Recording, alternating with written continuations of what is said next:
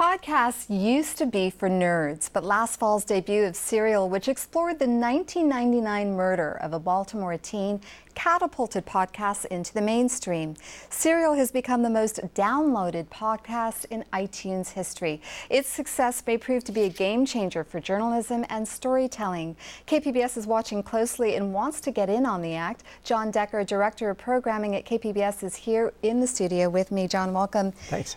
Before we launch into KPBS's plans, let's talk about podcasts. As you know, Serial was a spinoff of This American Life. What made it so wildly popular with listeners? Well, first of all, because it was really good. There was a confluence of circumstances. I mean, Serial came from This American Life, one of the most popular public radio shows around. It was an incredible story to hear all the way through the months and the episodes that they released. It was an incredible story. And people, I think that mostly it's the audience. People are more and more understanding how they can consume audio when they want to, where they want to, and that's what podcasts really allow people to do.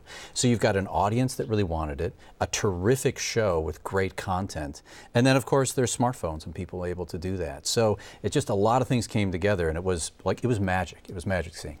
Now, some public radio heavyweights have left to work on podcasts. Does the type of storytelling that you find on podcasts, which are long form and casual in tone, pose a threat to public radio? No, not at all. If anything, that's the sort of interview style and that's sort of the genre that public radio has owned for years. If anything, what it does is it allows us to sort of expand the reach and to develop new talent.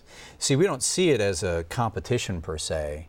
We see it as a way just to expand sort of the public radio way of sharing stories or of public service or, sharing news. It's not really a threat because, let's face it, something like Serial probably wouldn't exist very well on the radio anyway, because of the way that she was telling the story over those episodes. So no, the answer is no, I don't think so. I see it as a way to expand things for us.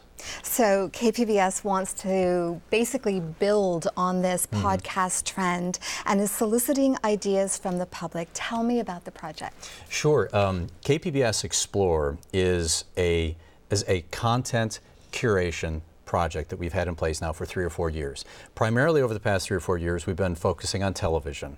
We've launched A Growing Passion, Savor San Diego, Animal R&R, Snapshot, a number of really terrific TV shows, and they've come all from ideas, suggestions, proposals sent into our call for ideas. This year we're going to pivot to podcasts to take advantage of what's happening out there with the interest and the popularity of podcasts. So people have until May 15th.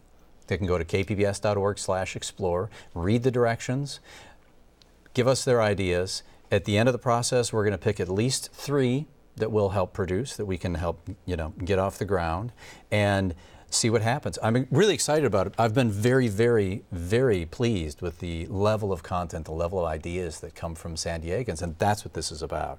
We want to capture the excitement and be able to deliver on our mission, too, as an organization for public service. So what kind of content are you seeking? What types of stories do you hope that people bring to the table? Wow, well, that's the exciting thing. I hope they're good, which is not a very good answer to give, I don't think. But what I'm hoping for is, some personal stories.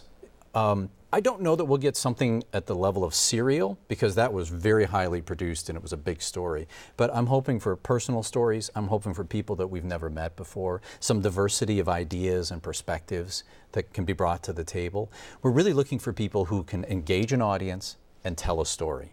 Beyond that, I'm not going to micromanage what the content is, other than to say it has to be about San Diego. We're really looking for something to tell more of the San Diego stories in a very meaningful sort of way. And, we have a lot more directions and information on the website, too, so people can always go there and just read them, and they can drop me a line if they've got questions, too.